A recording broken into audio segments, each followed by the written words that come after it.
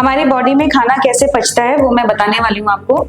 इसके अंदर हमारे बॉडी में 3 तरीके की चीज़ों का पाचन होता है, कार्बोहाइड्रेट, प्रोटीन और फैट। कार्बोहाइड्रेट अगर ठीक से नहीं पच रहा है तो आपको कार्बोहाइड्रेट जो चीज़ें हमारे बॉडी में देती है जैसे शुगर, वो ठीक से नहीं होगा, उसका चयापचय या मेटाबॉलिज्म ठीक नहीं होगा। प्रोटीन आपको अमाइनो एसिड देती है, तो अमाइनो एसिड की कमी से बॉडी में रोग आएंगे। फैट हमारे को स्टेरॉइड बनाता है हमारी बॉडी में और हमारे टेम्परेचर के वो ठीक रखता है।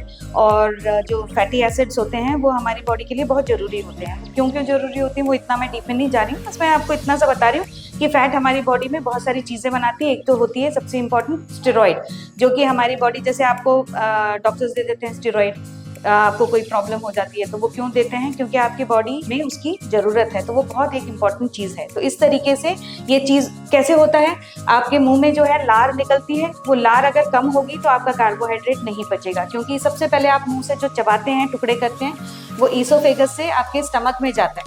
स्टमक में अपना एसिड होता है, हाइड्रोक्लोरिक एसिड बोलते हैं उसे।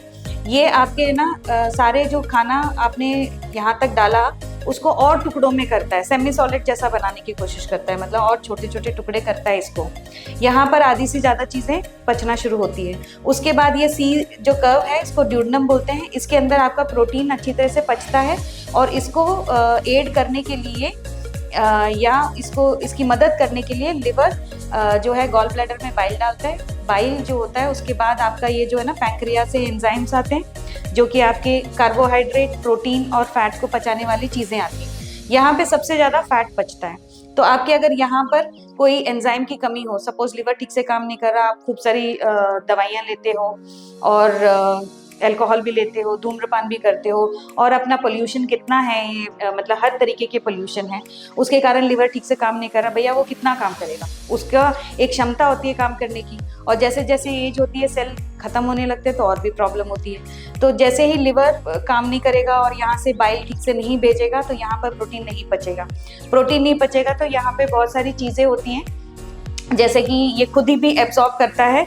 स्मॉल इंटेस्टाइन कहते हैं, स्मॉल इंटेस्टाइन के 3 पार्ट हैं। स्मॉल इंटेस्टाइन ये जो छोटी सी है, ये इतनी 18 फुट लंबी एक नली होती है अपने अंदर जो डाल के रखी भगवान ने, तो वो उसके अंदर बहुत सारी चीज़ें पचती हैं। अब वो पची नहीं है, कैल्शियम नहीं पचा, आपने खाना तो खाया कैल्शियम, खूब सारे पनीर खा लिया आपने, प्याज खा लिया, मूली खा ली, ये सब में कैल्शियम है, तिल खा लिया और आ तो गया, लेकिन जब बॉडी लेगी नहीं तो वो आपकी ये जो बड़ी आंत होती है ना, उससे ये शौच में निकल जाएगा, ये पचाएगा नहीं, ये यहाँ से भेज देगा यहाँ पे मेरे को, मतलब वो पचाने के लिए उसको एंजाइम चाहिए, तो वो एंजाइम बनाने वाली चीज़ ठीक से बना नहीं रही है तो यहाँ पे पचेगा नहीं, तो आपको वो डेफिशिएंसी होगी जिसकी आपको सपोज आपकी बॉडी में सपोज इंजरी हुई है पीठ पे आज या बहुत पहले, तो वो जो इंजरी पीठ में है वहाँ पे डेफिशिएंसी की क्या क्या चीज़ें यही मटेरियल बना के वहाँ पे जो हड्डी को ठीक रखने के लिए, हड्डी के बीच में जो जेल है उसको ठीक रखने के लिए भेजता है। अब वो नहीं है और आपको लग गई है, आपकी विकृति आ गई है उसमें, तो वो बीमारी आपको आ जाएगी। इसलिए कईयों के पीठ में हो जाता है, कईयों के घुटने खराब होने लगते हैं, क्योंकि ये सारा जो है बॉडी में जो ये आपका जो HCl है इसका एक pH बैलेंस है, वो बैलेंस नहीं बना पा रहा है तो बॉडी में या तो एसिड ज़्यादा हो जाता है या क्षारीय या अम्ल जो होता है ज़्यादा होता है, वो नॉर्मल होना चाहिए। ब्लड का pH जो होता है 7.3 to 7.4 होना चाहिए। अब वो ज़्यादा हो गया या कम हो गया तो आपकी उस हिसाब से बीमारियां शुरू होंगी, और ये बीमारियां 1 दिन में 2 दिन में नहीं आती, ये बचपन से ही शुरू हो जाती है आपकी बीमारियां। और कहाँ पे विकृति हुई है, जैसे आप गिर गए हो या आपके अंदर वो पर्टिकुलर चीज़ नहीं बन रही है जो आपका पेट बनाना चाहिए, तो वो बीमारी आएगी। चाहे वो आँखों की हो, आँखों में जैसे कईयों को लेंस बदलवाना पड़ता है, कैटरैक्ट बोलते हैं, वो बीमारी आती है, वो कैल्शियम बहुत ज़्यादा होने से है। क्यों? कैल्शियम बॉडी में बहुत है, पच नहीं रहा, ले ही नहीं रहा, बॉडी लेगा नहीं तो क्या करेगा, वो तो या तो यूरिन से भेज देगा या तो वो शौच से भेजेगा। नहीं भेज रहा है तो कहीं ना कहीं जहाँ पर भी प्रॉब्लम है ना वहाँ जाके अटकेगी।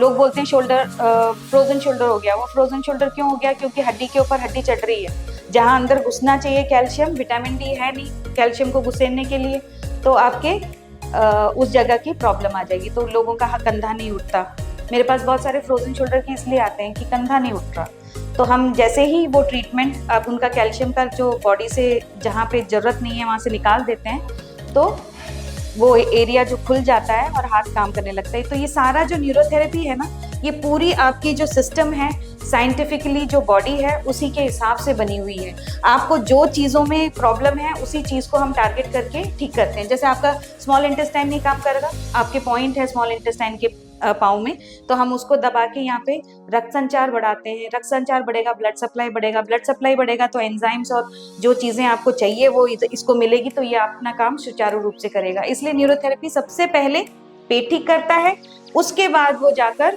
आपकी जो भी प्रॉब्लम है, जैसे आज आप मेरे पास नी पेन के लिए आए हैं, तो ये इसने आप पहले अपना काम शुरू कर ही दिया। फिर हम लोग टारगेटेड ट्रीटमेंट देते हैं, जिससे कि जैसे नी में पेन है, ऑस्टियोआर्थराइटिस है, उसके लिए क्या क्या सामान चाहिए वो सब मिलता है।